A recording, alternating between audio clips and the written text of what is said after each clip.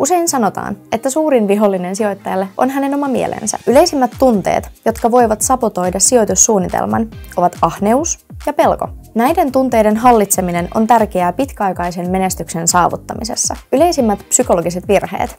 FOMO. Monet sijoittajat pelkäävät jäävänsä paitsi tuotoista, kun he näkevät jonkun tietyn osakkeen tai markkinan nousevan nopeasti. Tällöin he voivat hypätä mukaan sijoituksiin liian myöhään, jolloin hinnat ovat jo korkealla ja riskit suuret. Esimerkiksi kryptovaluuttabuumi toi mukanaan paljon FOMO-ostoksia, mikä johti monen sijoittajan tappioihin, kun hinnat romahtivat. Laumakäyttäytyminen tarkoittaa sitä, että sijoittaja seuraa massoja eikä tee itsenäisiä päätöksiä. Kun kaikki muut ostavat, saatat kokea painetta tehdä samoin, vaikka se ei ole välttämättä paras päätös. Suurten massojen mukana toimiminen johtaa usein yliarvostettuihin sijoituksiin ja kupliin, jotka voivat puhjeta milloin tahansa. Menetysten välttely. Ihmisillä on luontainen taipumus vältellä tappioita ja virheiden myöntäminen on usein vaikeaa. Joskus tappiollisista sijoituksista ei uskalleta luopua ajoissa, vaan jäädään toivomaan, että tilanne kääntyy paremmaksi. Liiallinen itseluottamus. Kun sijoittaja onnistuu muutamassa sijoituksessa, voi syntyä tunne, että hän osaa ennustaa markkinat ja tekee aina oikeita päätöksiä. Tämä liiallinen itseluottamus voi johtaa riskialttiisiin sijoituksiin ilman riittävää analyysiä tai suunnitelmaa. Ymmärtämällä, miten tunteet vaikuttavat päätöksentekoon ja säätelemällä niitä,